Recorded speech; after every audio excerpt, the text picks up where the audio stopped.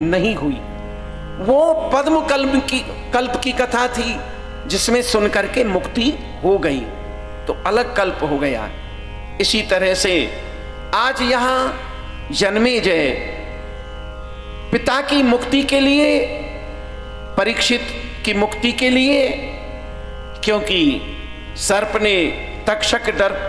ने डस लिया, उनकी दुर्गति के लिए, उनकी दुर्गति न हो, व्यास जी के मुखारबिंद से देवी भागवत को सुना। व्यास जी ने कहा, जन्मेजय, मैंने भागवत को परीक्षित को, सुखदेव को पढ़ाया, अन्य कथाओं को किसी ने किसी को, परंतु देवी भागवत को मैंने अभी तक किसी को नहीं सुनाया। तो तुम्हारे पिता की मुक्ति के लिए मैं आपको देवी भागवत की कथा श्रवण कराता हूं, जिसके श्रवण करने से, विधिवत अनुष्ठान करने से तुम्हारे पिता की मुक्ति हो जाएगी। तो यहां पर कैसे करना चाहिए? तो बताया कि देवी भागवत में देवी जी की प्रतिमा को स्थापित करना चाहिए और उसके बाद में गणेश आदि देवताओं का नित्य पूजन करना चाहिए। देवी भागवत की कथा के अंतिम में हवन, ब्राह्मणों को भोजन, कन्याओं को भोजन आदि, ब्राह्मणों को दक्षिणा, ये सब दे करके विदा करना चाहिए। तो महाराज इसी तरह से विधिवत उन्होंने श्रीमद् देवी भागवत की कथा को श्रवण किया था, जिसके द्वारा जन्मेजय के पिता परीक्षित की मुक्ति देवी भागवत जी की कृपा से हो गई। बोलो देवी भागवत की जय, पराम्मा भगवती मैया की जय। उनको देवी मैया का धाम प्राप्त हो गया। ऋषियों, एक बार की बात है महाराज, और किसके ऊपर इसकी कृपा हुई? देवी भागवत सुनने से और किसको क्या मिला? तो यहां पर बताया ऋषियों, एक समय की बात है, एक सत्राजित राजा था। वह सूर्य की उपासना करता है और सूर्य की उपासना करके सूर्य भगवान प्रसन्न हो गए। प्रसन्न होकर के सूर्य देवता ने एक मणि सत्राजित को प्रदान की, शैमंतक मणि उसका नाम। अब महाराज ये 8 भार सोना नित्य प्रति दिया करती थी। तो आज संयोग की बात, द्वारिकापुरी में रहते हैं, जब ऐसी अमूल्य वस्तु किसी को प्राप्त हो जाए तो महाराज उसका अभिमान तो सहज हो ही जाता है कि मेरे पास में ये है, मेरे पास में ये है।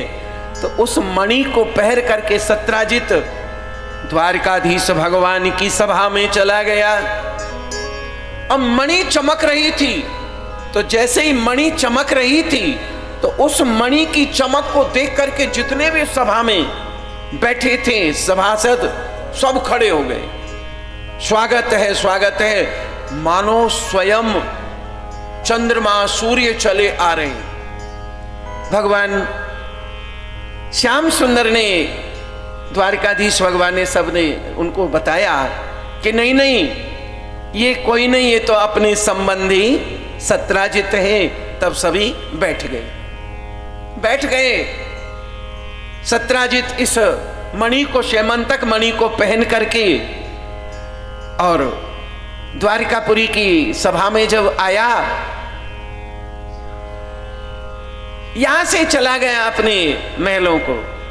भगवान श्याम सुंदर ने सोचा, क्यों ना इस मणि को द्वारिकापुरी के खजाने में स्थापित कर दिया जाए। देखता हूं, राजा से बात करता हूं, सत्राजित से। तो भगवान श्याम सुंदर नारायण द्वारिकाधीश सत्राजित के पास में गए सत्यजित ने कहा, आइए आइए महाराज, आपका आगमन, अरे मैं ही आ जाता, कोई कार्य था मुझे ही बुला लेते। भगवान द्वारकानाथ ने कहा, देखो भाई, कार्य है मेरा, स्वार्थ है मेरा, और उसके लिए आप चले आते मेरे लिए, ये नियम नहीं है। नियम यह होता है कि जिसका कार्य, जिसका स्वार्थ होता है, उसे चल करके वहां पर जाना चाहिए। बोलो जय माता दी, जयकारा माईदा, बोलो सच्चे दरबार की जय। ये सुस्ती सपाटी वाला काम ठीक नहीं है साहब, इसलिए बोलो जय माता दी। राधे राधे। राधे जी भी तो शक्ति हैं, अभी आएगा। हमने तो अभी देखा, वास्तव में राधा रानी की देवी भागवत में बड़ी महानता है, बड़ी उनके गुणों का गान किया गया है देवी भागवत में, इसलिए समझ में आया। अभी बताएंगे आपको कि मूल में कौन है शक्ति, और वो शक्ति भगवान कृष्ण के पास में भी क्या है कि बिना राधा बिन आधे कृष्ण, जब रा नहीं तो कृष्ण नहीं। तो इसलिए बोलो राधे राधे, राधे राधे, राधे राधे। तो महाराज भगवान द्वारिकानाथ ने कहा, सत्यजित आपके पास में यह मणि है, आपको यह सोना देती है 8 बार, इतने सोने का क्या करोगे भला? इसलिए मेरा निवेदन है कि इस मणि को खजाने के अंदर रख दो, आपको जितनी आवश्यकता हो आप ले लेना, आवश्यकता से अधिक अगर कोई वस्तु हो तो उसे राज खजाने के अंदर रख देना चाहिए, यही बुद्धिमानी।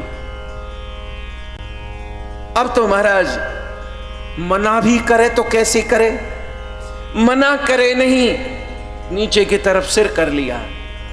भगवान नारायण समझ गए द्वारकानाथ इनका देने का मन नहीं है, द्वारकानाथ चले गए। संयोग की बात, संयोग की बात, आज महाराज सत्यजित का भाई है प्रसेन। प्रसेन ने देखा कि बड़ी सुंदर ये मणि चमक रही है। एक घर में अगर एक किसी शस्त्र का लाइसेंस बन जाता है ना, एक किसी के नाम, तो सबका मन करता है कि इसे हम भी लटका के चले, थोड़ा इसका रौब हम भी दिखाएं लोगों को। तो महाराज सत्यजित का भाई प्रसेन उस मणि को लेकर के और गले में पहन करके चल दिया शिकार खेलने के लिए। अब वन में सामने देखा महाराज एक शेर शिकार के ढूंढते ढूंढते आ रहा, सामने देखा मनुष्य आ रहा है घोड़े पर सवार होके। शेर ने मारा, झपटा मारा और इस प्रसेन को नीचे गिरा लिया और घोड़े को भी मार दिया, दोनों को समाप्त किया। देखा कोई वस्तु चमक रही है तो महाराज इसे घसीटता हुआ ले जा रहा है। जब आगे ले गया, सामने से शेर से ज्यादा बलवान रीछ होता है। ये पूर्व इनका नाम जामवान, तो जामवान रीछ के रूप में बड़ा बलवान ये सामने से आ रहा है। शेर के मुख में देखा किसी मनुष्य को दबाए हुए, तो उसको जामवान ने यानी रीछ ने उस शेर को भी समाप्त कर दिया। समाप्त करने के बाद मणि चमक रही थी, बोली वाह क्या बात है, बड़ा सुंदर खिलौना मेरी बेटी के लिए, इसलिए इस खिलौने को ले जा करके मैं अपनी बेटी को दे दूंगा। मणि को ले गया, ले जा करके इनकी बेटी है जामवती, बेटी देखो मैं तुम्हारे लिए कितना सुंदर खिलौना लाया हूं, लो खिलौने से खेलो। महाराज उसे खिलौना समझ के मणि को खेल रही है। आज जब कई दिन हो गए, समय निकल गया, प्रसेन नहीं आया, प्रसेन के कोई पुत्र नहीं था। प्रसेन इनके सत्राजित के कोई पुत्र नहीं था। इस प्रसेन को ही सत्राजित बेटे के रूप में मानते थे। सत्राजित की एक बेटी थी जिसका नाम सत्यभामा बेटी थी, और बेटा के रूप में प्रसेन को ही। तो अब पत्नी ने पूछा, पतिदेव क्या बात है, आज बहुत समय हो गया हमारे बेटे को जाए हुए, देवर को जाए हुए, अभी तक नहीं आया, कहां चला गया? सत्राजित ने कहा, सुनो एक बात, तुम किसी से न कहो तो मैं तुमसे कहूं, तुम किसी से न कहो तो मैं तुमसे कहूं। पत्नी बोली, कहीं आपकी बात में मैं किसी से भला कह सकती हूं? आप बताइए तो सही। अच्छा एक बात और है, वास्तव में देवी माँ की गोदी में तो आप लोग बैठे ही हो, सभी बैठे हो, सभी भक्त, परंतु ये जो घर की देवी है ना, वास्तव में ये भी देवी है। जय हो देवी हो। वास्तव में देवी के लक्षण क्या होते हैं? कृपा करने के, अपने पास कुछ नहीं रखने के। कई बार ये पुरुष लोग क्या करते हैं, जब कोई ये करते हैं ना व्यापार वगैरह, तो इसमें कहीं कुछ जरूरत पड़ती है तो थोड़ा सा मुंह फुला के क्या करें, लटका के ये फला काम करने का मन हो रहा है, परंतु कुछ पैसे वैसे की व्यवस्था थोड़ी कुछ कम है, तो थोड़ी देर देखेगी, भले ही कोरचा, हमारे यहाँ कोरचा कहें, कोरचा कहते पता है? कोरचा तो जानो ना? हाँ, तो हमारे यहाँ कोरचा कहें ब्रजभाषा में, आप लोग जो भी भाषा बोलते हो, यानी बचत, खर्चे में से छुपाना। अब छुपा छुपू के चाहे कितना भी रख लिया, परंतु एक बार पतिदेव कह दें कि क्या करें, कुछ ऐसा हो रहा है, तो महाराज इतनी दयालु, फिर इनसे रुका नहीं जाता, तुरंत कह देंगे, इतना तो मेरे पास कुछ रखा हुआ है, सुनो मैं ले लूंगी, ये किसी का था, पर अभी आप अपना काम चला लो। बोलो राधे राधे। राधे राधे। दूसरे किसी बात को अगर प्रचार करवाना है कि इस बात का जल्दी से प्रचार हो जाए, तो महाराज पेपरों में पत्रकार बाद में छपवाएगा, प्रचार होगा, और इन मैयाओं से एक बार सुना दो महाराज, सवेरे सारे नगर में अपने आप प्रचार हो जाएगा। उसने उसने उसने उसने उससे कहना नहीं, किसी से कहना नहीं, किसी से कहना नहीं, सबसे कह देंगी महाराज, तुरंत प्रचार हो गया। तो इसने सत्राजित ने पत्नी से कहा, तुम किसी से कहना नहीं, परंतु महाराज रहो कहां जाए।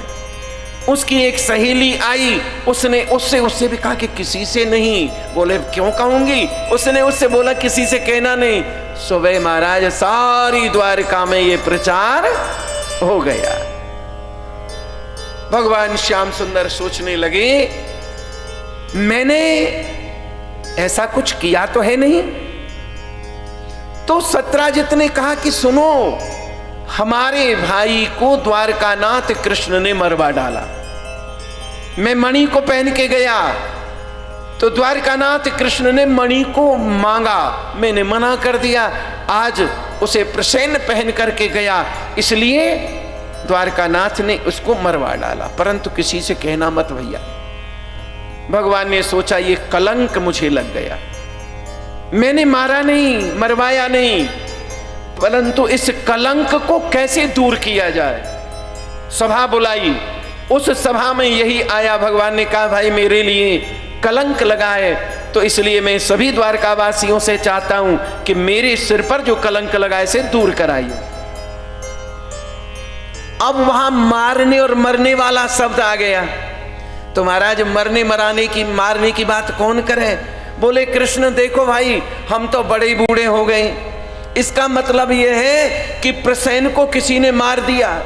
मारने की बात तो आई गई, तो किसने मारा उसे ढूंढने के लिए कौन जाए। तो भाई हम तो बड़े बूढ़े हो गए, इसलिए आप जाओ और उसे देख के आओ। भगवान ने कहा ठीक है, कलंक मुझे लगा, इसलिए काम तो मुझे ही करना पड़ेगा। तो भगवान द्वारिकानाथ उसे ढूंढने के लिए गए हैं, और जैसे ही देखा वन में जाके एक घोड़े का शव पड़ा हुआ है। आगे चल के देखा तो शेर मरा हुआ पड़ा है। फिर आगे देखा, पैर बने हुए थे रीछ के, एक गुफा के दरवाजे तक पहुंच गए। जब गुफा के दरवाजे तक पहुंच गए, उसके अंदर भगवान प्रवेश कर गए, तो यहां पर इस जामवान की बेटी जामवती उस मणि से खेल रही है। भगवान को पहली बार देखा, यानी पुरुष को पहली बार देखा, वो चिल्लाई तो वहां से महाराज जामवान आ गए और जामवान ने आकर के भगवान से युद्ध किया। 21 दिन तक युद्ध करते रहे। अब इधर तो महाराज प्रसेन का कोई पता नहीं लग रहा है और इधर भगवान कृष्ण का भी कोई अता पता नहीं लग रहा है। अब द्वारिका में चारों तरफ चर्चा का विषय कि कृष्ण को भी किसी ने, अब जिनकी सोच छोटी है, जिनकी जैसी भावना, वो भगवान को साधारण मनुष्य समझते हैं, बोले कि किसी को कृष्ण को भी किसी ने मरवा डाला। अब तो महाराज माता देवकी और वसुदेव जी को बड़ा भारी संताप, क्या करना चाहिए। तो उस कष्ट की निवृत्ति के लिए द्वारका के बाहर एक मां भगवती का, देवी जी का, दुर्गा देवी जी का मंदिर था और उस दुर्गा देवी जी के मंदिर में जाकर के देवी भागवत का अनुष्ठान किया। देवी भागवत का अनुष्ठान बड़ी विधि पूर्वक वहां पर महाराज कर रहे हैं। उधर युद्ध करते करते जामवान को नीचे घेर लिया है भगवान ने और छाती पर सवार हो गए। जब सवार हुए तो वक्षस्थल के ऊपर चरण चिन्ह को देखा। हे नाथ मेरे अपराधों को क्षमा करो, मेरे अपराध को क्षमा करो प्रभु, मैं आपको पहचान नहीं सका है मेरे नाथ, आप मेरे आराध्य हैं। भगवान ने कहा इसमें क्षमा की क्या बात है। जामवान जिस समय में रामावतार में, तो ये भगवान के अलग अलग अवतार होते ही रहते ना, कभी राम बन के कभी श्याम बन के चले आना प्रभु जी चले आना। कभी राम बन के आते, कभी कृष्ण बन के आते हैं। तुम राम रूप में आना, सीता साथ लेके, लक्ष्मण साथ लेके, सीता साथ लेके, धनुष हाथ लेके चले आना प्रभु जी चले आना। कभी राम बन के कभी श्याम बन के चले आना प्रभु जी चले आना। हरि बोल।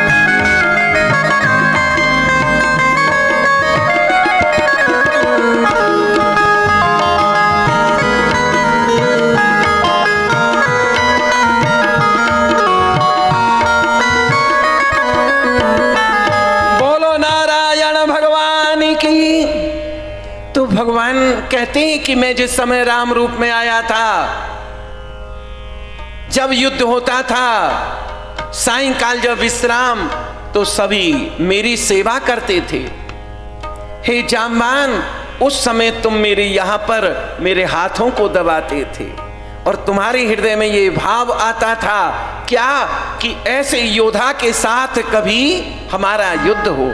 तो मैंने तुम्हारी भावनाओं को समझते हुए मैंने तुम्हें आशीर्वाद दिया था कि मैं कृष्ण रूप में जब आऊंगा तो वो इच्छा तुम्हारी पूरी करूंगा।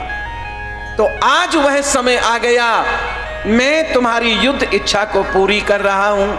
महाराज भगवान के चरणों में ये प्रणाम किए और उस मणि को प्रदान किए। बोले महाराज मेरी एक बच्ची है, पुत्री है, मैं इसे कहाँ लेके जाऊंगा, इसलिए मणि को भी ले जाइए और बेटी को भी ले जाइए। बोलो प्यार से जय श्री कृष्ण। बेटी को भी ले जाइए। तो महाराज बेटी को भी स्वीकार किया और मणि को भी लाए।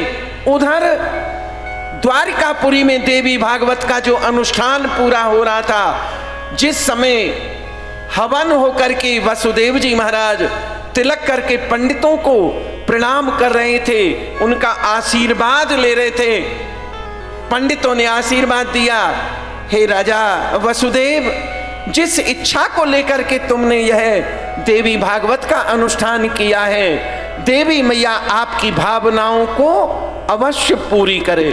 तो महाराज प्रणाम कर ही रहे थे कि सामने से भगवान कृष्ण का आगमन हो गया। बोलो द्वारकाधीश भगवान की जय, द्वारकाधीश भगवान की जय। तो यहां पर बताया, हे ऋषियों, इस प्रकार से देवी भागवत का अनुष्ठान करने के बाद महाराज वसुदेव जी के मन की इच्छा, उनकी मनोकामना पूर्ण हो गई। इसलिए ये देवी भागवत की विशेषता और उसके लक्षण और उसकी कृपा का ये सब बताया गया। इसके बाद में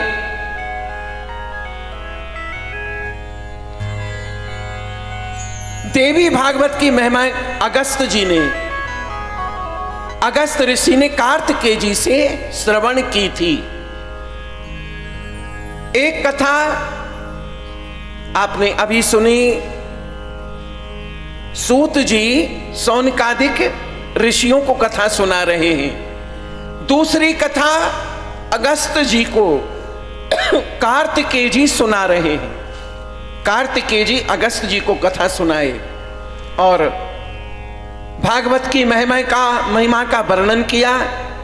इसके पहले हम आप सभी ठाकुर जी का कभी कभी बीच बीच में, क्योंकि भजन आदि होता रहे ना, तो इसलिए आज हम आप सब लोग देवी माँ से लगन लगाए हुए यहाँ पर बैठे हैं। तो ऐसा भाव, लगन तुमसे हे माँ भगवती, जब बंबई से चल दिए तो अब उधर का ध्यान नहीं, अब तो माँ के चरणों का ध्यान करिए। लगन तुमसे लगा बैठे, जो होगा देखा जाएगा। लगन तुमसे लगा बैठी, जो होगा देखा जाएगा।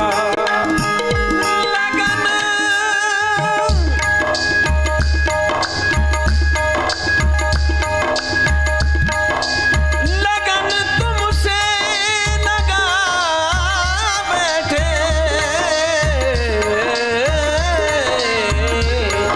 लगन तुमसे लगा बैठे, जो होगा देखा जाएगा।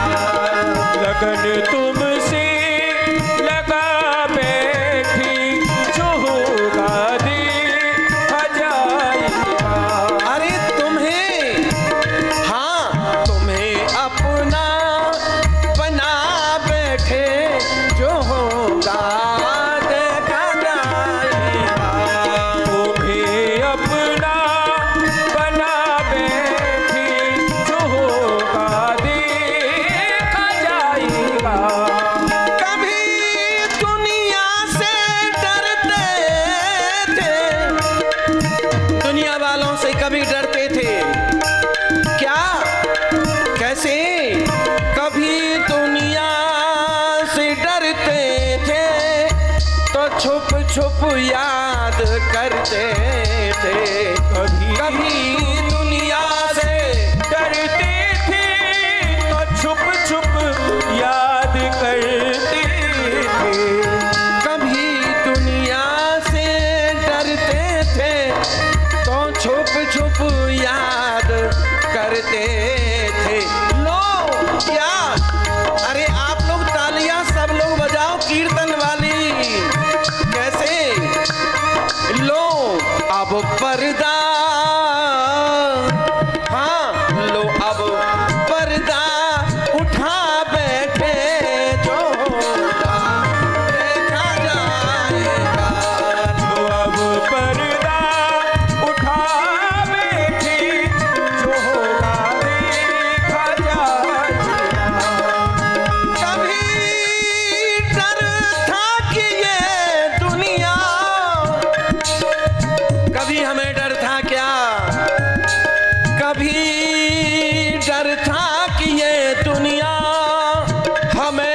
बदनाम कर देगी। कभी डरता कि ये दुनिया हमें बदनाम कर देगी। शर्म सब बेच, अरे अब हमें परवाह किसकी, शर्म अब बेच कर बैठे, जो होगा देखा जाएगा। शर्म अब बेच कर बैठे, जो होगा देखा जाएगा। लगन तुमसे लगा बैठे, जो होगा देखा जाएगा।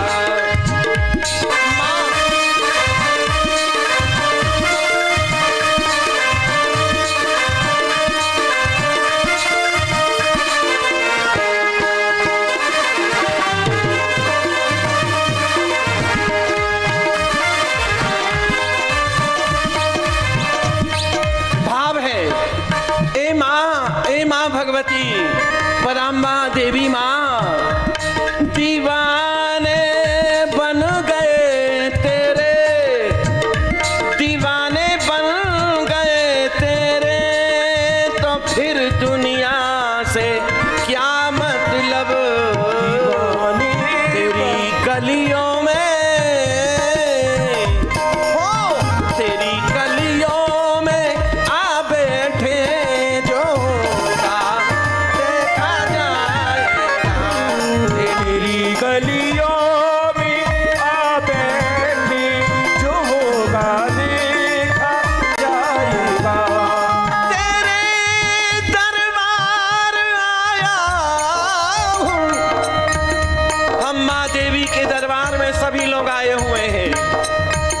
माँ से प्रार्थना करते हैं, कहते हैं क्या, ए माँ तेरे दरबार आए हैं, फूल श्रद्धा के लाए हैं। तेरे दरबार आए हैं, फूल श्रद्धा के आए हैं। तेरे क्या, तेरे चरणों में, हाँ तेरे चरणों में आ बैठे, जो होगा देखा जाएगा। तेरे चरणों में आ बैठे, जो होगा देखा जाएगा।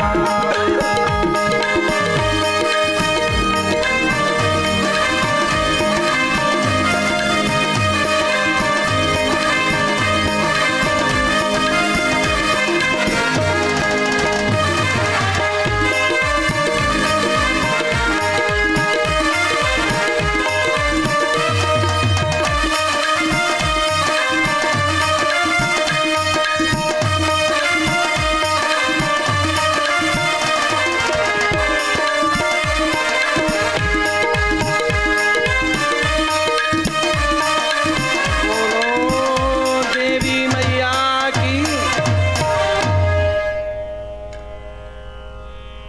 अगस्त जी महाराज प्रणाम करके कार्तिकेय जी से कथा श्रवण करने की इच्छा प्रकट करते हैं। तो यहाँ कार्तिकेय जी ने कहा है, अगस्त जी देवी भागवत की महिमा का विस्तार कौन कर सकता है, फिर भी संक्षेप में मैं आपको श्रवण कराता हूं। महाराज एक समय की बात है, तो यहां पर बताया अगस्त जी को कार्तिकेय जी ने, हे ऋषि एक समय की बात है, महाराज श्राद्ध देव थे, श्राद्ध देव की कोई संतान नहीं थी।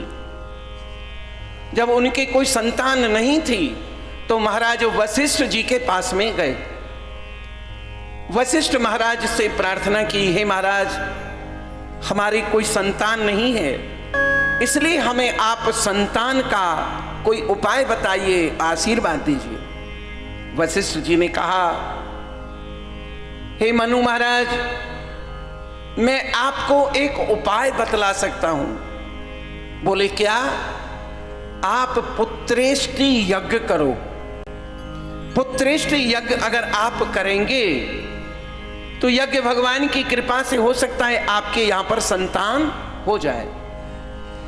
तो जब कोई पूजा कार्य हम आप सभी करते हैं तो संकल्प करते हैं। पंडित जी लोग संकल्प कराते हैं ना आपसे, संकल्प किया तो महाराज ने तो पुत्र प्राप्ति का संकल्प, परंतु इनकी पत्नी ने जल हाथ में लेकर के संकल्प किया कि मुझे पुत्र नहीं, मुझे तो पुत्री चाहिए।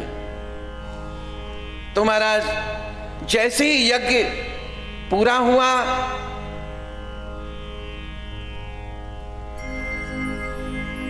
यज्ञ पूरा होने के बाद इनको प्रसाद मिला। उस प्रसाद को प्राप्त कर लेने के बाद महारानी के यहां पर एक कन्या का जन्म हुआ। अब उस कन्या को देख करके महाराज इतने उदास हो गए, मैंने तो पुत्र प्राप्ति का संकल्प किया था, परंतु मेरे यहां पर कन्या कैसे हो गई। अब महाराज वशिष्ठ जी के पास में गए।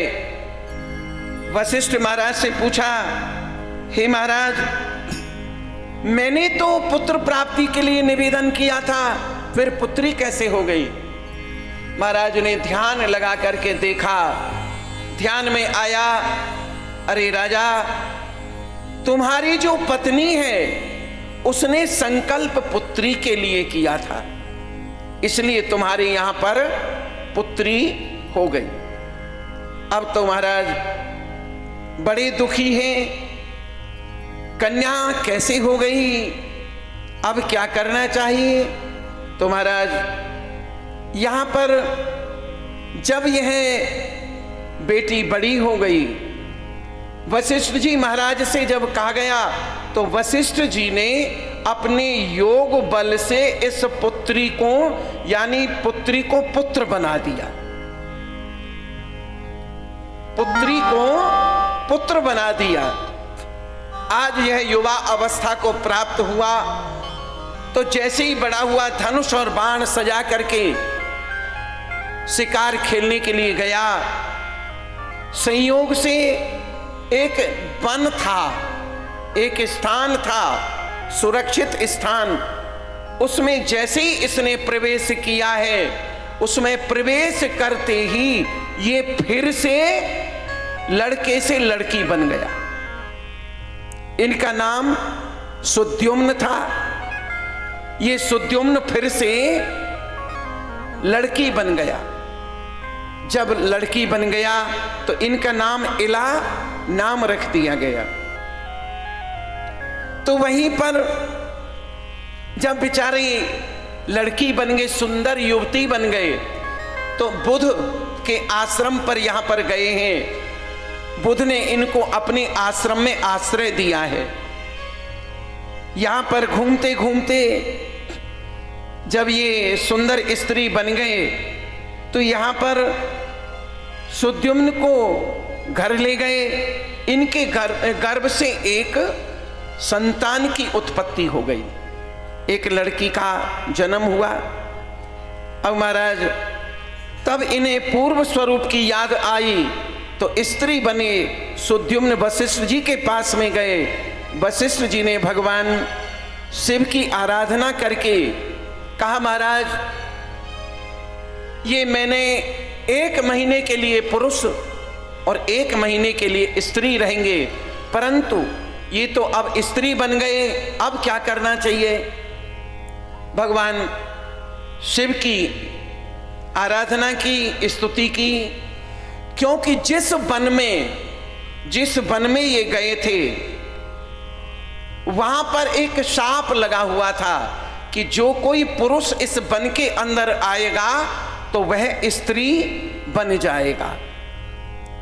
कैसे। एक बार मां पार्वती भगवान शंकर के साथ में विहार कर रही थी। उसी समय कुछ ऋषि वहां पर पहुंच गए। उन ऋषियों को देख करके पार्वती संकोच कर गई, लज्जित हो गई और उन्होंने शाप दिया कि मैं शाप देती हूं कि आज के बाद कोई भी इस वन में आएगा तो वह पुरुष हो परंतु वह स्त्री बन जाएगा। ये वहां पर पहुंच गए तो भगवान शंकर की आराधना की। शिव भगवान, हे शंकर भगवान आप हमें दर्शन दीजिए। तो भगवान शंकर की, मैं तो शिव ही शिव को ध्याऊं, मैं तो शिव ही शिव को जल सो स्नान कराऊं, जल सो स्नान कराऊं, और आग धतूरा लाऊं, आग धतूरा लाऊं, मुख अगड़ बम बम गाऊं, मुख अगड़ बम बम गाऊं, शिव ही शिव को ध्याऊं। बोलो शंकर भगवान की। बजान करो भैया, सुस्त मत करो। तो महाराज शंकर भगवान जब प्रकट हो गए, बजानते रहो ना, स्वर देते। जब भगवान शंकर प्रकट हो गए तो भगवान शंकर से ये बात कही। भगवान शंकर ने कहा, वशिष्ठ जी अब ये मेरे भी हाथ की बात नहीं है। क्यों कि पार्वती जी अगर चाहें तो ये पुनः पुरुष हो सकते हैं। तब पार्वती जी से प्रार्थना की तो मां पार्वती ने कहा, इसके पुरुष बनने का एकमात्र अगर कोई उपाय है तो वह क्या है कि तुम देवी भागवत का अनुष्ठान करो। देवी भागवत का अनुष्ठान अगर आप करेंगे तो ये पुनः पुरुष रूप को प्राप्त हो जाएंगे। बोलो देवी मैया की। तो यहां पर ये आश्विनी नवरात्रि में विधिवत अनुष्ठान किया गया था। भागवत सुनने का सौभाग्य प्राप्त हुआ था। वशिष्ठ जी ने अपने आश्रम में आश्विनी मास में देवी भागवत की कथा को श्रवण किया। गुरुदेव की कृपा से सुद्युम्न प्रणाम किए, देवी की कृपा से सदैव के लिए पुरुष हो गए एवं फिर से अपने आश्रम पर गए, अपने नगर में गए और पुनः इन्होंने अनेक बार देवी भागवत का अनुष्ठान कराया। उसके बाद में मां भगवती के धाम को प्राप्त हो गए। इसके बाद में श्रवण विधि, श्रवण करने की विधि क्या है, कथा कैसे सुनी जाती है। ऋषियों ने कहा, सूत जी देवी भागवत सुनने की विधि क्या है, ये सुनना चाहते हैं। सूत जी ने कहा, है ऋषियों, विद्वान पुरुष के द्वारा पहले मुहूर्त निकलवावे, फिर कम से कम 5 ब्राह्मणों का वरण करे। इसके बाद में सभी अपने नातेदार रिश्तेदार सबको आमंत्रित करके उनका विधिवत स्वागत सम्मान करे और जैसी कथा का विश्राम हो तो ब्राह्मणों का पूजन करे, कुमारी कन्याओं को भोजन करावे, उनको दक्षिणा दे, उनका आशीर्वाद प्राप्त करे और देवी भागवत को सुंदर वस्त्र में, देवी भागवत को सुंदर वस्त्र में लपेट करके ऐसा बताया कि सोने के सिंहासन पर विराजमान करके आचार्य को ही दान कर देना चाहिए और ब्रह्मचर्य व्रत का पालन करना चाहिए। इस तरह से यहाँ पर बताया गया। देवी भागवत में इसका विस्तार, इसका रूप, इसमें कितना क्या, तो 18,000 श्लोक हैं। इसमें 12 स्कंद, 318 अध्याय हैं। प्रथम स्कंद में 20, द्वितीय में 12, तृतीय में 30, चतुर्थ में 25, पंचम में 35, षष्ठम में 21, सप्तम में 40, अष्टम में 24, नवम में 50, दसम में 13, एकादश में 24, द्वादश में 14 अध्याय। 5 लक्षणों से युक्त यह पुराण विद्यमान है। 18 पुराण एवं 18 उप पुराणों के पश्चात व्यास जी ने महाभारत जैसा ग्रंथ लिखा, उसकी रचना की, परंतु उसके बाद भी उनका मन खिन्न था, संतोष नहीं हुआ। तो अनेक भागों में वेदों को, शास्त्रों को विभाजित किया, शांति नहीं मिली, खिन्न मन से बैठे थे। उसी समय महाराज देव ऋषि नारद जी का आना हुआ। बोलो नारायण भगवान की। नारायण नारायण नारायण लक्ष्मी नारायण नारायण नारायण लक्ष्मी नारायण नारायण नारायण नारायण नारायण नारायण लक्ष्मी नारायण नारायण नारायण लक्ष्मी नारायण नारायण नारायण। बोलो नारायण भगवान की। महाराज नारद जी आए, सरस्वती नदी के किनारे व्यास जी बैठे हैं। व्यास जी को देख करके नारद ने कहा, व्यास जी आपने इतने ग्रंथ लिखे, इसके बाद में भी आपका खिन्न मन है, क्या बात है? व्यास जी ने कहा, क्या बताऊं नारद, मेरे मन को शांति नहीं मिल रही, मैं क्या करूं? व्यास जी, मैं पुत्रहीन हूं, मेरे कोई पुत्र नहीं है और मानसिक सुख भी मुझे सुलभ नहीं हो सकता, इसलिए मैं दुखी हूं। किस देवता की उपासना कर मैं अपने उद्देश्य की पूर्ति कर सकता हूं, क्या करूं? तब यहां पर मुझे कोई उपाय बताएं, मुझे पुत्र की प्राप्ति हो जाए। परंतु साथ में मैं ये भी चाहता हूं कि विवाह नहीं करना पड़े, विवाह नहीं करना पड़े और पुत्र प्राप्ति हो जाए। तो महाराज नारद जी ने कहा, विवाह नहीं हो और पुत्र प्राप्त हो जाए। तो उसके बाद में व्यास जी, तो मैं आपको बताता हूं बड़ा सुंदर उपाय। तो यही इसी प्रकार का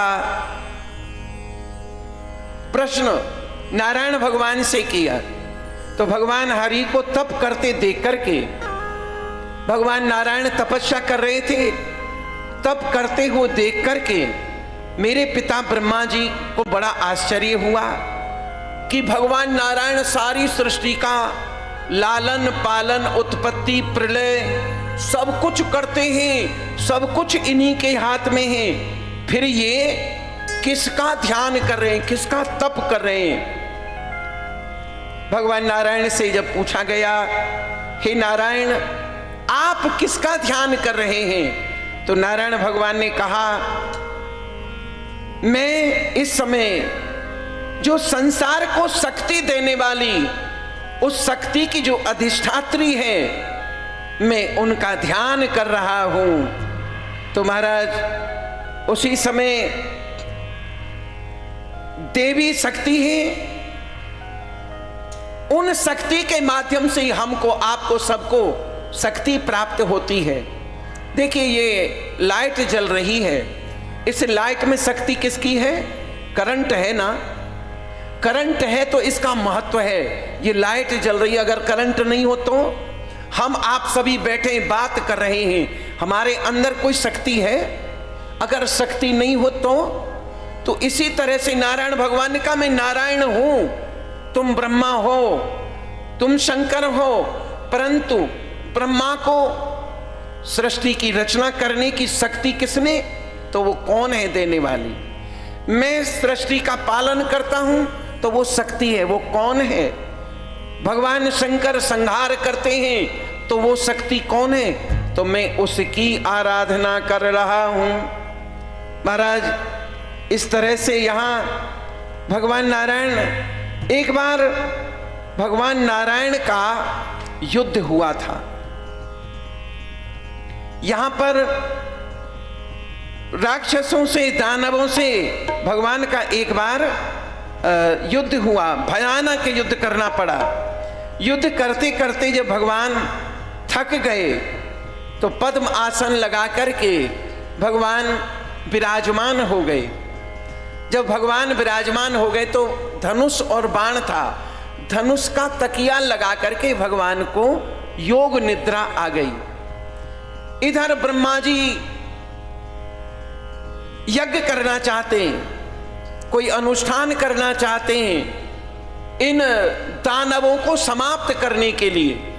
तो अब महाराज बिना नारायण के कैसे यज्ञ संपन्न हो? तो ब्रह्मा जी बड़े चिंतित हो गए, अब कैसे करें, हमारा यज्ञ पूरा कैसे होगा?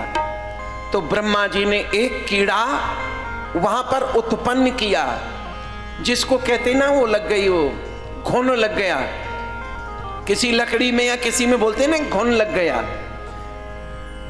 तो घुन नाम का एक कीड़ा यहां पर उत्पन्न किया है। भगवान इस तरह से सिरहाना लगा करके धनुष का विश्राम कर रहे थे। तो धनुष के अंदर जो रस्सी बंधी रहती है वो नीचे से धनुष का कुछ हिस्सा घुन ने तोड़ दिया, और तोड़ देने के बाद में वह प्रत्यंचा टूटी और भगवान के गले में लग करके भगवान का सिर वहां से अंतर ध्यान हो गया। भगवान का केवल धड़ रह गया। अब तो महाराज हाहाकार मच गया कि भगवान का सिर नहीं रहा, अब क्या करे? देवताओं को बड़ी चिंता हुई, भगवान का सिर कैसे आए? मां देवी की प्रार्थना की। उसी समय जब मां देवी की प्रार्थना की देवताओं ने, दरबार फरियाद मेरी सुन के,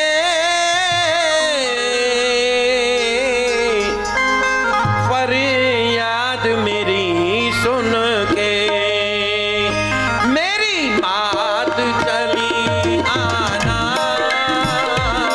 फरियाद मेरी सुन के, मेरी बात चली आना, फरियाद मेरी सुन के, मेरी बात चली आना, नित ध्यान धरूं तेरा, नित ध्यान धरूं तेरा, हो बिगड़ी को बना जाना, नित ध्यान धरूं तेरा, बिगड़ी को बना जाना।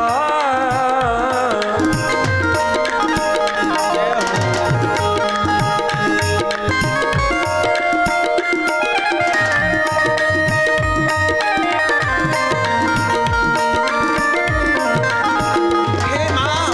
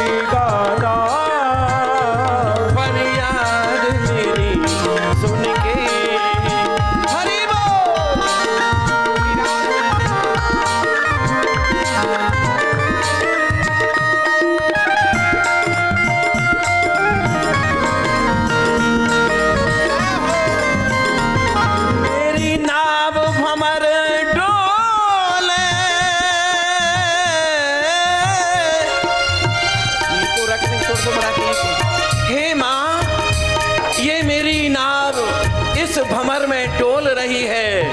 इसलिए माँ तेरे चरणों में मेरी प्रार्थना है, क्या हो मेरी नाव भंवर डोले, तुम ही तो खिवैया हो मेरी नाव भंवर डोले, तुम ही तो खिवैया हो, जग की रखवैया हो, तुम मेरी मैया हो। जग की रखवैया हो, तुम मेरी मैया हो। कर सिंह सवारी तुम हो कर सिंह सवारी तुम, हो भव पार लगा जाना। फरियाद मेरी सुन के मेरी बात चली आना।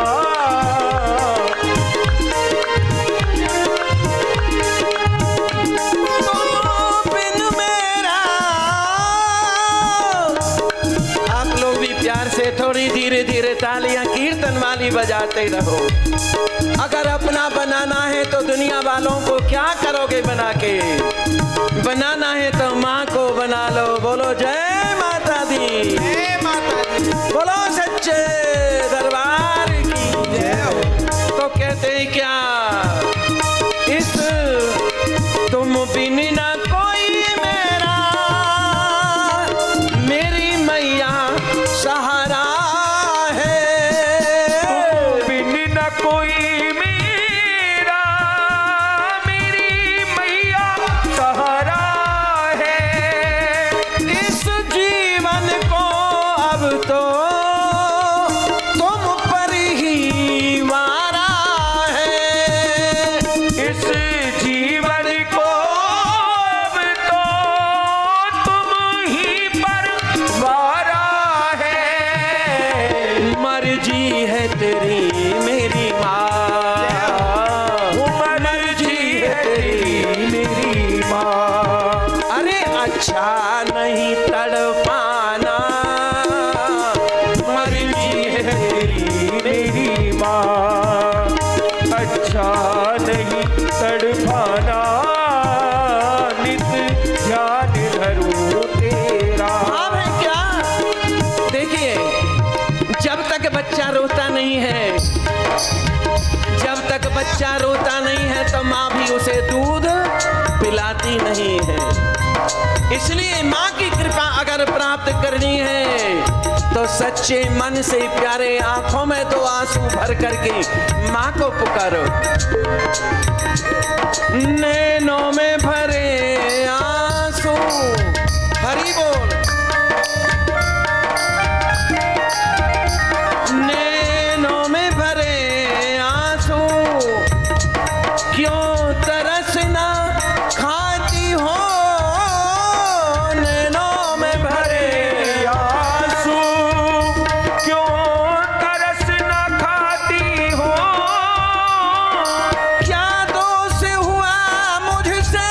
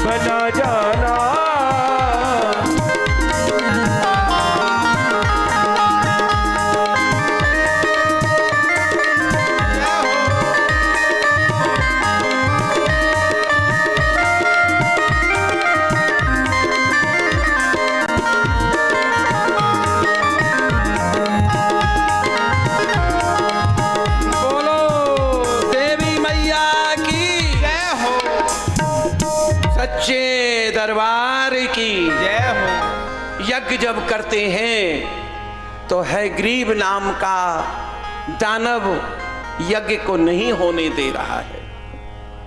मां देवी भगवती का आराधन किया, मां देवी भगवती प्रकट हो गई और प्रसन्न होकर के मुस्कुरा करके देवताओं से कहा, बोलो क्या चाहिए? मां चाहिए क्या? भगवान नारायण की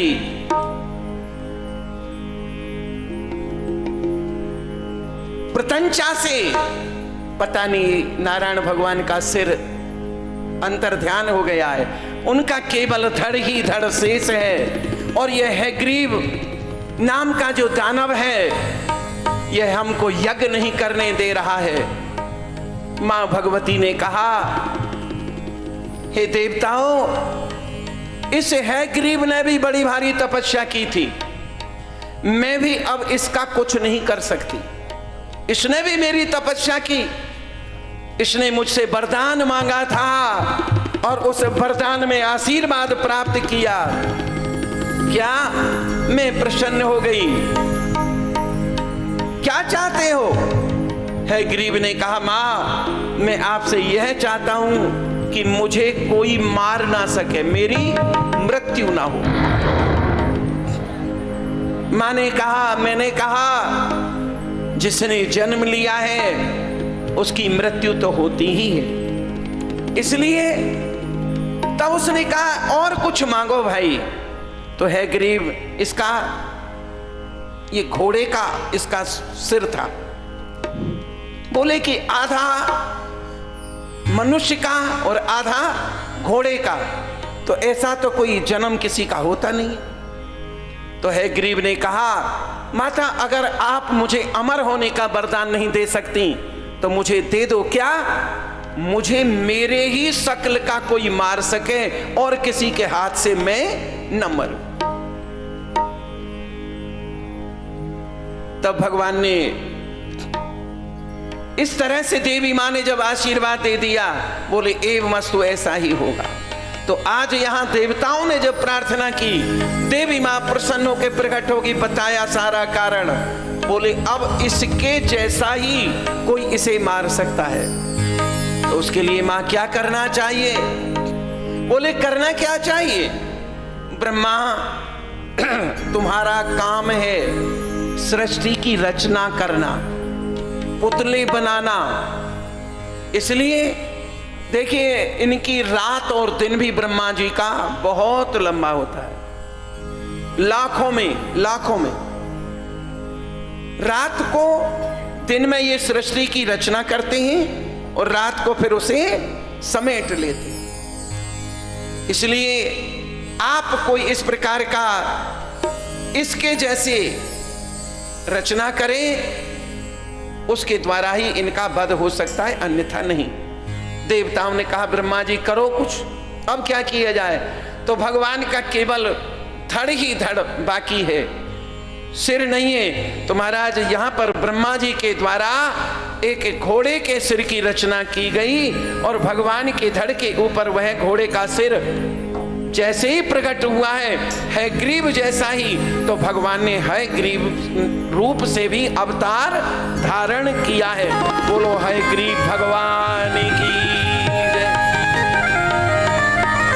अब तो महाराज हयग्रीव भगवान का अवतार हुआ और भगवान ने इस हयग्रीव नाम के दुष्ट को मारा है, इसको समाप्त किया है। बोलो भक्त वत्सल भगवान की जय हो, भक्त वत्सल भगवान की जय हो। इसके आगे एक कथा आती है, भगवान नारायण के कान से, भगवान नारायण के कान से दो दैत्यों का जन्म हुआ। कान में मैल होता है ना, उसमें तो एक तरफ से और एक तरफ से कान के द्वारा दो राक्षसों का, जिनका नाम मधुकैटभ रखा गया। मधुकैटभ का दोनों का जब जन्म हुआ, महाराज बड़े बलवान, बड़े प्रतापी। अच्छा एक बात, बड़ी विलक्षण है। देखिए, हमारी माँ देवी हो, नारायण हो, हम जिसकी भी आराधना करें, भगवान की आराधना जब हम करते तो भगवान प्रसन्न हो जाते हैं। तो प्रसन्न हो कि कुछ भी वरदान मांगते तो वह दे देते हैं, और देने के बाद फिर फंस जाते हैं। अमर हो जाओ, कहीं अमर कोई हुआ है आज तक? परंतु भावनाओं में उस समय कह देते, परंतु उपाय भी फिर वही बतलाते। महाराज मधुकैटभ ने भी तपस्या की। इसने तपस्या करके वरदान प्राप्त किया था, क्या कि मैं कहीं, हमारा कहीं मरण नहीं हो, मरे नहीं। तो मां भगवती ने कहा, जिसने इस जमीन के ऊपर जन्म लिया है उसे मरना तो पड़ेगा भाई, कोई भी हो। तो सोचे एक बात करना चाहिए कि ये अमर होने का वरदान नहीं दे सकती, तो हम उसमें उपाय निकालते हैं। बोले क्या उपाय? मां, हम सूखी जमीन पर मरें, क्योंकि उस समय सब पानी ही पानी था चारों तरफ, केवल जल ही जल था, पानी फल था ही नहीं, सूखा था ही नहीं। जब सूखा होगा नहीं तो हम मरेंगे नहीं। भगवती मां ने आशीर्वाद दिया, वचन दिया, ठीक है तुम्हारी गीले में कहीं मृत्यु नहीं होगी, सूखा। और महाराज मधुकैटभ बड़े अत्याचारी, इन्होंने राक्षसी प्रवृत्ति देवताओं को परेशान कर दिया। देवता बेचारे मारे मारे भगे डोले चारों तरफ, प्राणों की रक्षा करने के लिए। नारायण भगवान के पास में गए हैं। नारायण, अब हम क्या करें? भगवान नारायण ने कहा, देखो भाई, जिनकी शक्ति से मैं संचालित हूं, जिसकी शक्ति से आप पालन पोषण करते हैं, जिसकी शक्ति से आप रचना करते हैं, संकर संहार करते हैं, उसी शक्ति की आराधना करो, वही कोई उपाय कर सकती हैं, अन्यथा अपने बस की बात नहीं है। तो महाराज उस मधुकैटभ को भी समाप्त करने के लिए देवताओं ने आराधना की है भगवती की। भगवती मां की आराधना की, प्रार्थना की और पुकारा, हे मां चली आओ, हमारी रक्षा करो। हो एक तू ही मेरी जग पे गाना, हो मैया मेरी लाज रखना। हो एक तू ही मेरी जग पे गाना, हो मैया मेरी लाज रखना। मैंने सब कुछ तुमको ही माना, ओ मैंने सब कुछ तुमको ही माना, हो मैया मेरी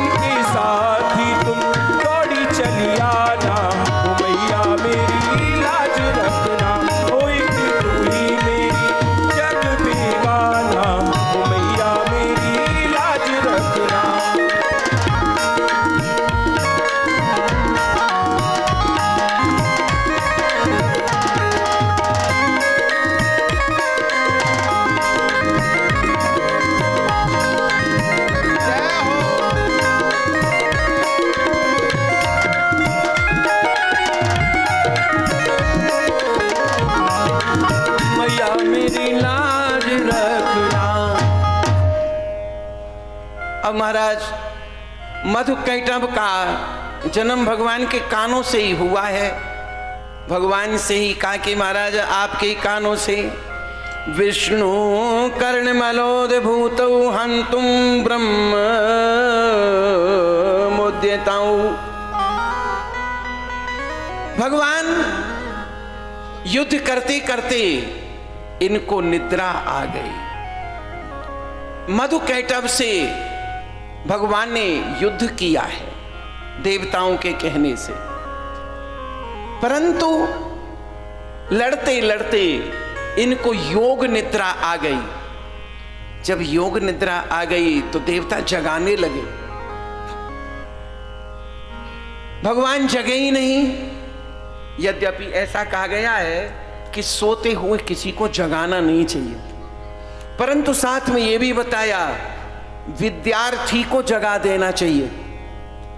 सो रहा है तो विद्यार्थी को जगा दो, उसको जगाने में पाप नहीं लगता। किसी को यात्रा में जाना है, गाड़ी छूट जाएगी, उसे जगा दो, पाप नहीं लगेगा। इसी तरह से आज सबके ऊपर इतना बड़ा अत्याचार हो रहा है, राक्षसों का आतंक है, इसलिए भगवान को जगाना तो कैसे जगे? जगा रहे, स्तुति कर रहे हैं, परंतु नारायण भगवान जग नहीं रहे। देवी की आराधना की, प्रार्थना की, तो भगवान की योग निद्रा, योग की निद्रा में है।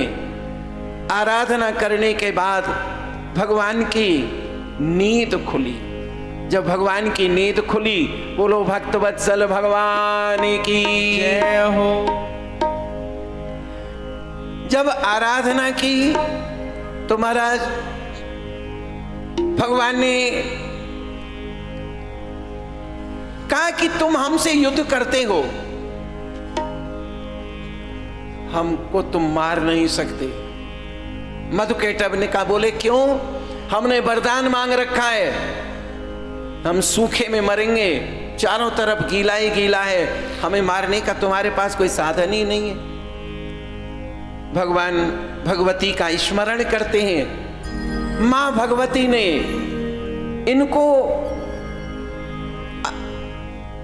प्रेरणा दी। भगवान ने आसन लगा करके बैठ गए। आसन लगा करके बैठ गए हैं कमल आसन पर। तो महाराज इनसे कहा, आओ तुम हमारी जंघा के ऊपर बैठो। तो एक जंघा के ऊपर इसको, एक जंघा के ऊपर इसको बैठाया। दोनों को जब यहां पर विराजमान कर लिया, बैठा लिया, अपने चक्र सुदर्शन को आशीर्वाद दिया। ये मधुकैटभ कहने लगे कि आप हमको कैसे मारेंगे? बोले तुमने यही तो वरदान मांग रखा है कि हम सूखे में मरेंगे, गीले में नहीं मरेंगे। तो देखो मेरी जंघा सूखी है कि गीली है? बोले ये तो सूखी है।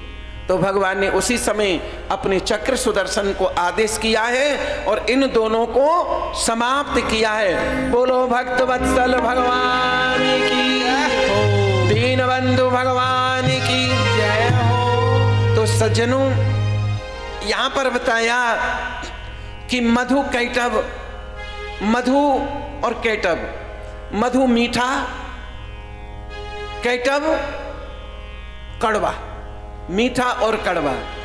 मधु मित्र, कैटभ शत्रु। हमारे शत्रु हो, मित्र हो, कोई भी कहां से जन्म लेते हैं? कानों के द्वारा। जब कभी हमारी प्रशंसा कर दी किसी ने, अरे साहब आपके समान, आपके समान कौन हो सकता है, आप तो बड़े महान हैं, आपके समान कौन?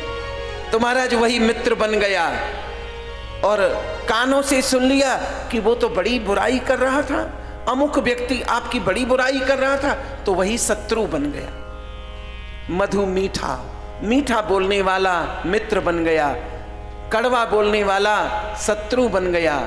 मीठा जो ज्यादा होता है, मीठा ज्यादा होता है, अपना नाश कराता है। तो वहां बोलते ना, देखो मीठे गन्ने को कोल्हू में पेला जाता है, इसलिए।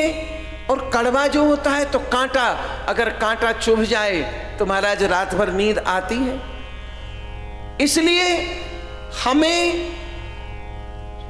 परमात्मा की कृपा से, अपने सद्गुरुदेव की कृपा से, आशीर्वाद से यह अनुभव करना चाहिए कि हमें ना कभी कहीं किसी प्रकार से मीठा और कड़वा दोनों को सम दृष्टि से देखना चाहिए। हर समय उसको समानता में रहना चाहिए। कबीरा ने कहा, कबीरा खड़ा बाजार में, कबीरा खड़ा बाजार में सबकी मांगे खैर, और ना काहूते दोस्ती ना काहूते बैर। इस प्रकार से महाराज किसी का किसी से ना दोस्ती है ना बैर है, सम रहना चाहिए। तो इस प्रकार का जिनका जीवन होता है वह जीवन उसका सदैव प्रसन्न रहता है, खुश रहता है। बोलो नारायण भगवान की जय। जयकारा महामाई दा साचे दरबार की जय हो। आगे सुखदेव जी के जन्म की कथा का वर्णन किया जाता है। एक बार वेद व्यास जी महाराज अपने आश्रम में बैठे थे। वहां गौरैया नाम की एक चिड़िया, गौरैया नाम की चिड़िया युगल रूप में यहां पर बैठे हैं। इन्होंने एक अंडे को जन्म दिया, उसमें से एक बच्चा पैदा हुआ। अब ये दोनों वन से कुछ भी अपने मुख में दबा करके लाते हैं, चोंच में दबा के लाते हैं और अपनी संतान को खिलाते हैं। उसको देख करके व्यास जी के मन में ये भाव आ गया, देखो ये कितना दुलार करते हैं, कितना प्यार करते हैं, और ये भी देखो कैसी कहीं से कुछ भी लाते हैं और बेटों को चुगाते हैं, बच्चों को चुगाते हैं। क्यों ना मेरे भी बेटा हो जाए तो ठीक है, मेरे भी बेटा हो जाए। यज्ञ आदि किया करते थे ये, परंतु साथ में ये भी भाव है कि विवाह न करना पड़े। अब ऐसा कैसे संभव हो सकता है, विवाह न करना पड़े और पुत्र हो जाए। तो महाराज एक दिन की बात है, भगवान नारायण नारायण करते नारद जी आए। व्यास जी ने नारद जी का स्वागत किया और कहा, हे देव ऋषि, मैं पिता नहीं, मेरे कोई पुत्र नहीं, मेरे मन में पिता बनने की इच्छा प्रबल जागृत हो गई है, प्रबल इच्छा है, क्या करूं? और मैं ये भी चाहता हूं कि मैं शादी नहीं करना चाहता, बिना शादी के मुझे पुत्र की प्राप्ति हो जाए। तो महाराज नारद जी ने कहा, फिर तो एक ही उपाय है। बोले क्या? पराम्बा भगवती की आराधना करो, उनकी कृपा से, उनकी आराधना से आपके लिए पुत्र की प्राप्ति अवश्य हो जाएगी। उनकी कृपा से असंभव कार्य भी संभव हो जाते हैं। कर्तुम अकर्तुम अन्यथा कर्तुम समर्थ। देव ऋषि कहने पर उन्होंने देवी की आराधना की। या देवी सर्वभूतेषु मातृरूपेण संस्थिता, नमस्तस्यै नमस्तस्यै नमस्तस्यै नमो नमः। गंगातरंग रमणीय जटाकलापम्, गौरी निरंतर विभूषित वाम भागम, नारायणं प्रियमनंगमदापहारम वाराणसी पुरपति। देव जी के खिन्न मन को देख करके व्यास जी ने पूछा, बेटा उदास क्यों रहते हो? सुखदेव जी ने कहा, पिताजी आपने मुझे उपदेश किया, पढ़ाया, लिखाया, परंतु मेरा मन इस संसार में नहीं लग रहा है। बेटा क्यों? अभी तुमको विवाह करना है, संतान होगी, हमारा परिवार बढ़ेगा। सुखदेव जी महाराज कहते, पिताजी मैं विवाह नहीं करना चाहता, क्योंकि जिस संसार में आने के बाद अगर व्यक्ति हर समय चिंतित है, चिंता चिता से बढ़कर है, घुन के समान लग जाती है। मुर्दे को चिता जलाती है, परंतु जिंदे को चिंता खाती है। ऐसा संसार मुझे नहीं चाहिए। बेटा, ऐसा भाव तुम्हारा ठीक नहीं है। बाल्य अवस्था है, उसके बाद में युवा अवस्था, गृहस्थ आश्रम का भोग, फिर वानप्रस्थ, इसके बाद में फिर चतुर्थ अवस्था, ध्यान करो, भगवान का भजन करो। पिताजी, इस गृहस्थी को 24 घंटे हर समय डर ही डर समाया रहता है। इसकी स्थिति एक इस प्रकार की है जैसे चूहा भले ही आपके कपड़ों को काट दे, परंतु बेचारे को हर समय डर लगा रहता है कि कोई बिल्ली नहीं आ जाए, कोई कुत्ता ना आ जाए, कोई सांप ना डस ले। कई बार तो कपड़े जब आपके काटते तो दोने में बुरा मिला के आप दवाई भी रख देते मारने के लिए, तो बेचारे को डर ही डर है। इस प्रकार का भय का जीवन उचित नहीं है। मैं नहीं, ये इस तरह से गृहस्थ आश्रम में नहीं। व्यास जी ने सोचा इसको तो वैराग्य हो रहा है अभी से, इसलिए इसको देखिए, कुछ बातों में हमारे चरित्र पर चित्र का बड़ा भारी प्रभाव होता है। हम जैसा देखेंगे वैसा हम अनुकरण करने लगते हैं। तो महाराज जनक जी के यहां पर इनको भेजा गया, तुम जाओ देखो। महाराज जनक वैरागी हैं, उनका नाम विदेह है, देह में रहते हुए विदेह है। उनका नाम राज भी चलाते हैं। इसलिए तुम बेटा पहले उनके पास जाओ, फिर वहां से लौट के आना, तब जैसा होगा देखा जाएगा। सुखदेव जी महाराज जनक जी के यहां पर गए। जनक जी के यहां पर संदेशा पहले से भेज दिया था व्यास जी ने, मेरे पुत्र को वैराग्य हो रहा है, मैं चाहता हूं कि गृहस्थ आश्रम में रहे, उसके बाद में तपस्वी की जिंदगी जिए, गृहस्थ आश्रम भी अनिवार्य है। जनक महाराज ने कहा, जो आपका आदेश, मैं इसकी परीक्षा लेता हूं। तो महाराज 6 दिन तक दरवाजे पर खड़े रहे। सेवकों से आदेश कर दिया, उन्होंने कहा कि महाराज कोई सुखदेव जी आए हैं, बोले खड़े रखो। उनसे कहो खड़े रहे, अंदर नहीं आए। कितना समय हो गया? 3 दिन से खड़े महाराज। कैसे हैं? बोले प्रसन्न हैं। प्रसन्न हैं? अच्छा।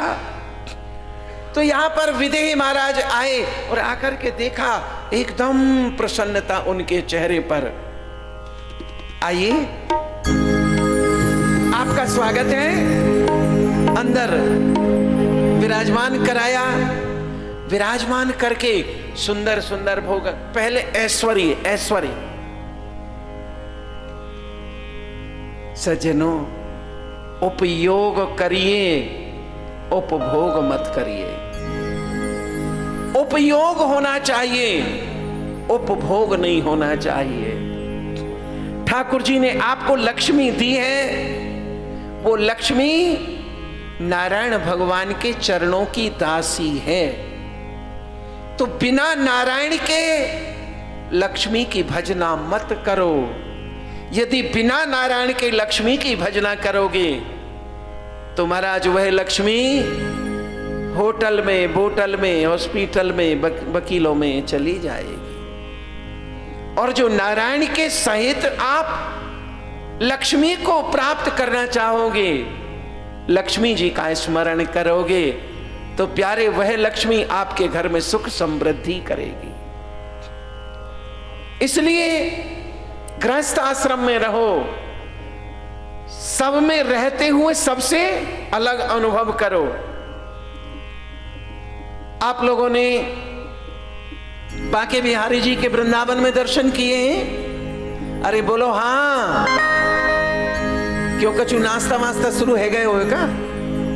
कछु ऐसा ही लग रहा है हमें। हाँ भाई, अनिल अपनी व्यवस्था में कमी काहे को करे वाने, कहीं का भाई अपनो अपनो करो जाए जैसो, अभी तो अपनो सोच लो।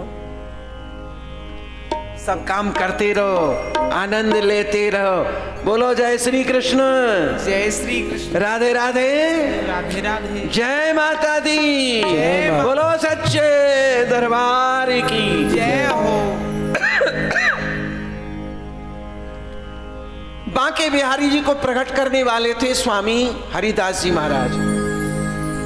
हरिदास जी ने गृहस्थ घर में जन्म लिया, परंतु राधा रानी की कृपा से, राधा रानी की सहचरी थी ये हरिदास जी, ललता सखी। ये भी देवी हैं, शक्ति हैं। बिना राधे के भगवान कृष्ण शक्तिहीन है। इसीलिए कई बार कुछ लोग कह देते हैं कि राधा और कृष्ण, अरे राधा कृष्ण कोई पति पत्नी नहीं है। शक्ति को, अपनी शक्ति को मूर्ति के रूप में, शक्ति को मूर्ति के रूप में हमारे आपके सामने सबके दर्शन देते हैं। तो ये राधा रानी प्रत्यक्ष शक्ति है भगवान की, नारायण की, कृष्ण की। तो अब हरिदास जी महाराज की सेवक हैं ये ललता सखी। सखी सेवा, आज हरिदास के रूप में जन्म लिया। स्वप्न में राधा रानी आई, सेवा करने के लिए चलो वृंदावन। पिताजी से अनुमति ली, आज्ञा ली, तो पिताजी ने क्या कहा? बेटा हरिदास, तुम वृंदावन जा तो रहे हो, परंतु वृंदावन में जाने के कुछ नियम। क्या? कि वृंदावन में जाकर के तुम एक ही काम करना, जो आपकी आराधना है उसी को करना। वृंदावन में जाकर के लक्ष्मी के लिए हाथ मत बढ़ाना। जल कमल पत्रवत, जल कमल पत्रवत ब्रिजमंडल में रहियो, सबको भोजन देता पीछे तू खइयो। जल में कमल रहता है, कमल पत्र कैसे रहता है? जल के ऊपर रहता है। उसकी नाल कहां है? कीचड़ में। खिल कहां रहा है? जल के ऊपर। और देख किसको रहा है? अपने आराध्य को। इसी तरह से लक्ष्य बन जाए जीवन में, जीवन का संसार व्यवहार है, इसे निभाते रहियो, परंतु संबंध केवल अपने ठाकुर, अपनी मां के चरणों में रहना चाहिए। अगर आपका मन मां देवी के, मां भगवती के चरणों में है, तो सारे कार्य आपके सुलभ हो जाएंगे। बोलो सच्चे दरबार की जय हो।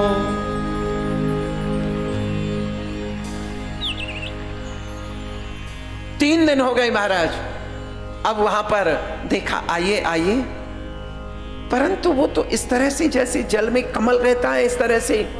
तो यहां पे ये बताया गया कि सुंदर सुंदर स्त्रियां उनकी सेवा में आई, परंतु उनके मन के ऊपर किसी भी प्रकार का कोई प्रभाव नहीं पड़ा। देखिए, जब तक हमारे जीवन में हमारा कोई लक्ष्य नहीं बन जाए, आप लोग यहां वहां से यहां तक आए, धर्म यात्रा है, परंतु साथ में यह भी तो है क्या कि हमें मां देवी की कृपा प्राप्त हो जाए। तो देवी की कृपा, मां भगवती की कृपा क्या ऐसे ही प्राप्त हो जाएगी? कैसे? अरे कमरा तो मिल ही रहा है, दर्शन करने का समय आया, बोले एक काम करो, आप लोग सब दर्शन करके आ जाओ, कुछ थकान सी हो रही है, आप लोग दर्शन कराओ, हम फिर कर लेंगे, शरीर में दर्द हो रहा है। इसलिए कि आपका समर्पण नहीं है। और अगर आपका समर्पण है तो थकान कुछ नहीं है। डिप्रेशन क्या है?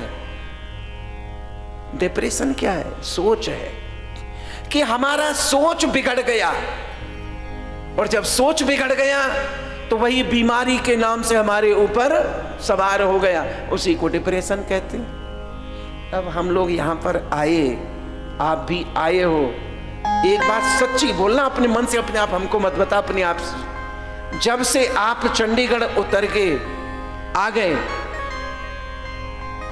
तब से क्या आपको थकान हो रही है?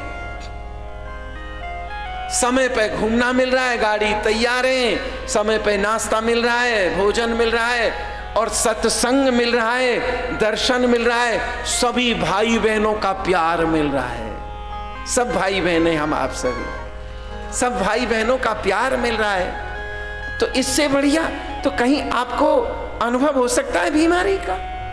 कोई बीमारी नहीं है। तो लक्ष्य बन जाए। पहले कथा सुनने आए, व्यास जी 5 मिनट लेट हो रहे हैं, ध्यान दीजिए। व्यास जी, स्वामी जी 5 मिनट लेट हो गए, की बात है, चलते हैं थोड़ी देर उधर, जब तक चाय चूई पी लेते हैं, अभी तो आए ही नहीं। उधर चले गए। उधर किसी ने, भाई जी थे, सुनते हो? हाँ हाँ, अब इधर कथा हो रही, उधर चल दिए। धीरे धीरे चल के कमरा में पहुंच गए, और वहां जाके एसी चलाया, बोले थोड़ी देर आराम कर ले, जब कथा की आरती होगी जब उतर के चलेंगे। बोलो राधे राधे। इसलिए कि लक्ष्य नहीं बन रहा है। अगर लक्ष्य बन जाएगा तो ना प्यास लगेगी, ना भूख लगेगी, ना कोई चीज आपको सताएगी, और केवल आपका मन करेगा कि चलो सत्संग, चलो चलो सत्संग की गंगा बहे, सत्संग की गंगा चलो ओसो में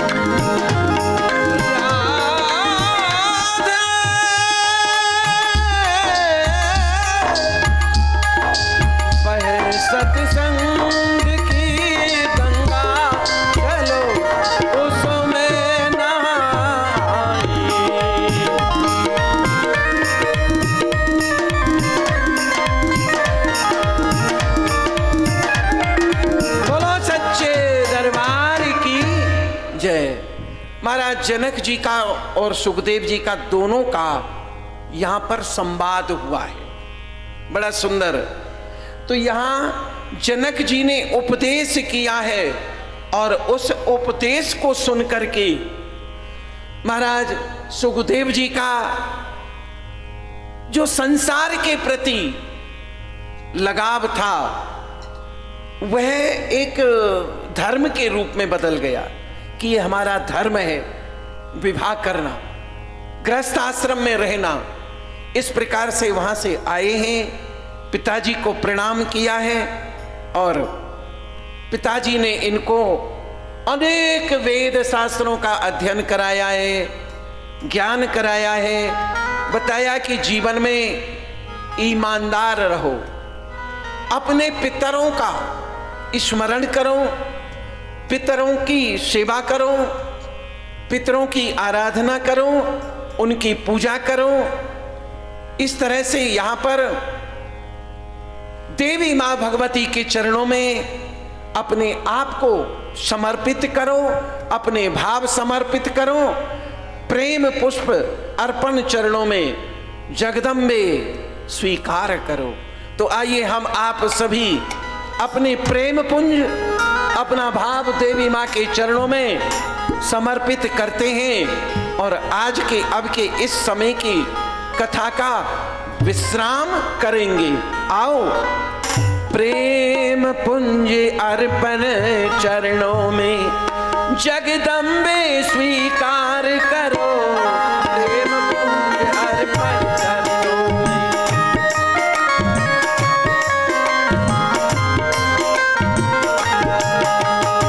प्रेम पुंज अर्पण चरणों में जगदम्बे स्वीकार करो, जीवन नैया तुमको सौंपी, पार करो या पार करो, जीवन नैया तुमको सौंपी, पार करो या पार करो। दर्शन को दो नैना तरसे, ताली बजा के प्यार से। दर्शन को दो नैना तरसे, माव दो स्थान दो। दर्शन को दो नैना तरसे, भाव दो स्थान दो। छल कपट से दूर रहे माँ, कुछ ऐसा वरदान दो। छल कपट से दूर रहे माँ, कुछ ऐसा वरदान दो। लाखों की बिगड़ी तूने बनाई, लाखों की हो मेरा भी उद्धार करो। प्रेम पुण्य अर्पण करो, जगदम्बे स्वीकार करो, प्रेम चरणों में अर्पण।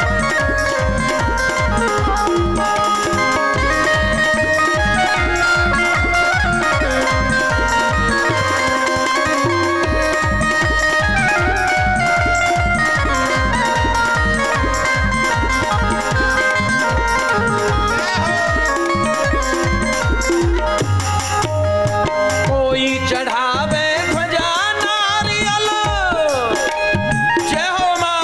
आप लोग ताली बजा के ऐसा समझो कि हम नारियल ध्वजा चढ़ा रहे हैं माँ के चरणों में।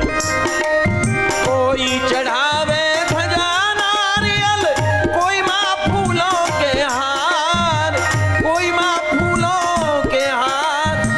कोई चढ़ावे चांदी का छत्र, कोई अपने दिल का प्यार, कोई अपने दिल का प्यार। तेरे द्वारे भक्त पुकारे, उनका माँ उद्धार करो। प्रेम पुण्य अर्पण चरणों में जगदम्बे स्वीकार करो।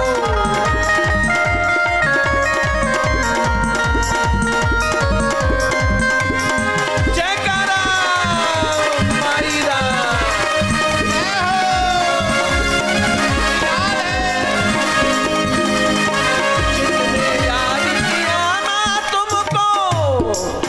माँ को जिसने भी याद किया, जिसने याद किया माँ तुमको, तूने उसके कष्ट हरे। जिसके सिर पर हाथ तुम्हारा, वो किसी की परवाह करे। तेरे द्वारे भक्त पुकारे, भव सागर से पार करो। प्रेम पुण्य अर्पण सर्व जगदम्बे स्वीकार करो।